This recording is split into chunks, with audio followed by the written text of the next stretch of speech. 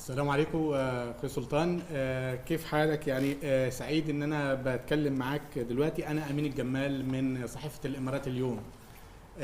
يعني السؤال عن عدد التجارب اللي اجريتها حتى الان في على متن محطة الفضاء الدولية، وهل يمكن ان هذه التجارب تكون جزء من المناهج الدراسية فيما بعد؟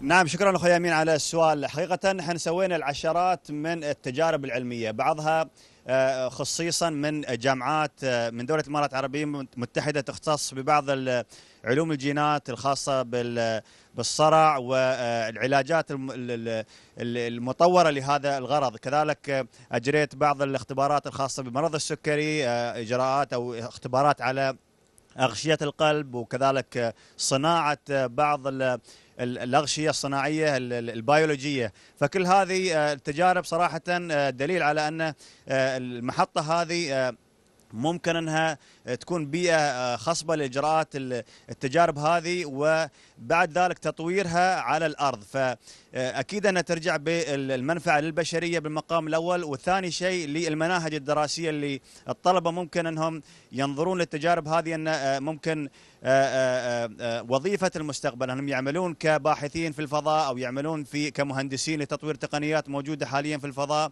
فكل هذه الامور بدون شك لها مردود سواء على الصناعة ولا على التعليم.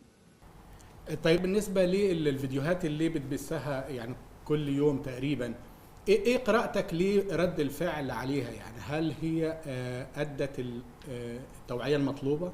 شكرا. حقيقة أنا ما عندي الإمكانية المباشرة أني أطلع على ردود الفعل، ولكن الإخوان طبعا يخبرونا عن ردود الفعل بشكل مستمر. وأنا الفيديوهات اللي أحطها طبعا تكون بلغة مبسطة قريبة للمشاهد، حاول أتجنب اللغة الجامدة شوي، العلمية الجامدة، ونحاول نطريها ببعض الفكاهة وبعض الأشياء اللي ممكن تخلي المشاهد ينجذب أول شيء، ثاني شيء يستوعب الفكرة هذه.